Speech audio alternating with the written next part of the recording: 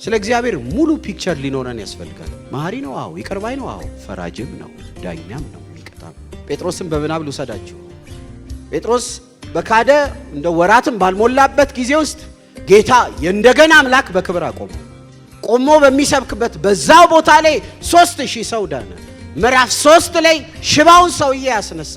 ምዕራፍ 5 ግን እግዚአብሔር ሲቀጣ የሐናና ሰጲራ። ምዕራፍ 2 ላይ ከስብከት እንደወረደ ጴጥሮስ እግዚአብሔር ማን ነው ላንተ ብትሉ እሱ መሐሪ ነው፣ እሱ ቸር ነው፣ ትላንት ክጄው ሊል ይችላል። ምዕራፍ 3 ላይ ሽባ አስነስቶ ኧረ እሱ መሐሪ ነው፣ እሱ ቸር ነው፣ ይቅር ብሎኝ ይሄው በእኔ አልፎ ሰው ፈወሰ ይላል። ምዕራፍ 5 ሐናና ሰጲራ እንደተቀጡ ወጣችሁ ጴጥሮስን ብትጠይቁት ግን እንደ ምዕራፍ 2 እና 3 እየተንሰቀሰቀ መሐሪ ነው፣ ቸር ነው አይልም። ያስፈራል። ኧረ ያስፈራል። ኧረ ይፈርዳል። ስለ እግዚአብሔር ሙሉ መልክ ይኑረን። ስለ እግዚአብሔር ሙሉ እይታ ይኑረን። መሐሪ ነው፣ ቸር ነው፣ ታጋሽ ነው።